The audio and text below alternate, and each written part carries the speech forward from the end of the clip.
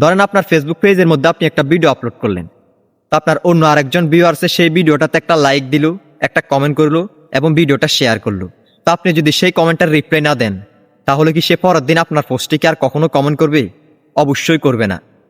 Hello viewers, আসসালামু আলাইকুম। সবাই কেমন আছেন? আশা করছি সবাই অনেক অনেক ভালো আছেন। ফেসবুক থেকে, ইউটিউব থেকে সফলতা অর্জন করা এটা তো সহজ কথা নয়। এটার জন্য বহুত পরিশ্রম করতে হয়।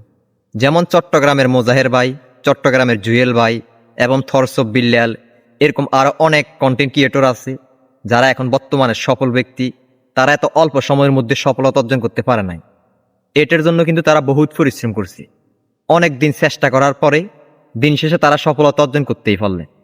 আমার মতো, আপনাদের মতো যারা অনলাইনে কাজ করে, সোশ্যাল মিডিয়াতে কাজ করে সফলতা অর্জন করতে চান, তারা কিন্তু একা একাই কখনোই করতে পারবেন না।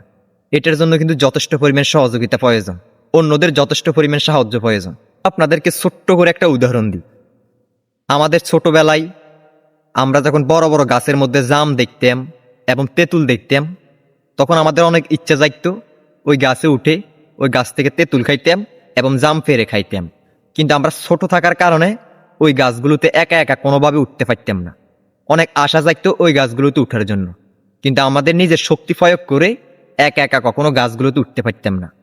যখন আমরা সব বন্ধুবান্ধব একত্রিত হয়ে ওই গাছের গোড়ায় যাইতাম, গাছের গোড়ায় যাওয়ার পরে যেহেতু একা একা গাছে উঠতে পারতাম না, তো আমরা কি করতাম, একজনে কিছু দূর গাছে উঠলে নিচ দিয়ে আরেকটা বন্ধু ধাক্কা দিয়ে দিতাম।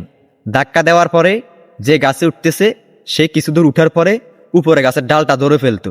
এরপরে খুব অল্প সময়ের মধ্যে সে গাছের মধ্যে উঠে যাইতো। তো এই ছোট্ট একটা গাছের মধ্যে উঠতে গেলে কারো না কারো সাহায্যের প্রয়োজন তখন কিন্তু আমাদের লাগতো।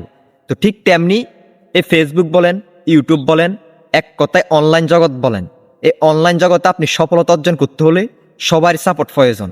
সবাইকে নিয়ে একসাথে সামনের দিকে আগাইতে হবে। যার কারণ হচ্ছে, ধরেন আপনার ফেসবুক পেজের মধ্যে আপনি একটা ভিডিও আপলোড করলেন, তো আপনার অন্য আরেকজন ভিউয়ার্সে সেই ভিডিওটাতে একটা লাইক দিল, একটা কমেন্ট করলো এবং ভিডিওটা শেয়ার করলো। তো আপনি যদি সেই কমেন্টটার রিপ্লাই না দেন, তাহলে কি সে পরের দিন আপনার পোস্টে কি আর কখনো কমেন্ট করবে? অবশ্যই করবে না। এই কারণে আপনার পোস্টে যারা যারা লাইক কমেন্ট শেয়ার করবে, আপনিও তাদের আইডিতে গিয়ে তাদের পোস্টগুলোতে লাইক, একটা গঠনমূলক কমেন্ট এবং ভিডিওটা শেয়ার করবেন। আপনি আমারটা শেয়ার করবেন, আমি আপনারটা শেয়ার করব। এভাবে দেখবেন আমরা খুব অল্প সময়ের মধ্যে ফেসবুকে সফলতা অর্জন করতে পারবো ইনশাআল্লাহ। তো এই কারণে বলছি, আপনি এই দুনিয়াতে যেই কাজটা করেন না কেন, আপনি কিন্তু কাজটা একা একা কখনোই করতে পারবেন না। এই কাজটা প্রথম শুরুতে করতে গেলে কারো না কারো প্রয়োজন, কারো না কারো সাহায্য যথেষ্ট পরিমাণ প্রয়োজন, কারো হেল্প যথেষ্ট পরিমাণ লাগবে। কারণ আপনি একা কখনো কাজটা করে সমাপ্তি করতে পারবেন না। মনে করেন ফেসবুকের ভিডিও বলেন, ইউটিউবের ভিডিও বলেন, টুকটাক সোশ্যাল মিডিয়ার কাজ বলেন, এই কাজগুলো কিন্তু আমরা ছোটবেলা থেকে কখনোই শিখতে পারি নাই। এই কাজগুলো আমরা যখন এই লাইনে আসছি, ফেসবুকে যখন ভিডিও বানানো শুরু করছি, তখন কারো না কারো সহযোগিতা নিয়ে এই কাজগুলো এখন জানি, কারো না কারো হেল্প নিয়ে এই কাজগুলো শিখেছি। অনলাইন জগতে আপনি একা কিছু করতে পারবেন না। হয়তো আপনি কোনো একটা কাজ ভালো জানেন, কিন্তু শেষের কাজগুলো আপনি জানেন না।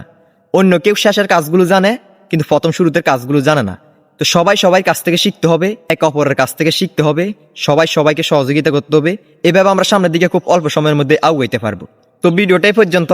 সবাই ভালো থাকবেন, সুস্থ থাকবেন, সবাই সবাইকে সাপোর্ট করবেন, ভিডিওতে লাইক করবেন, কমেন্ট করবেন এবং ভিডিওগুলো অবশ্যই শেয়ার করে দিবেন। ভিডিওটাই পর্যন্ত। আল্লাহ হাফিজ।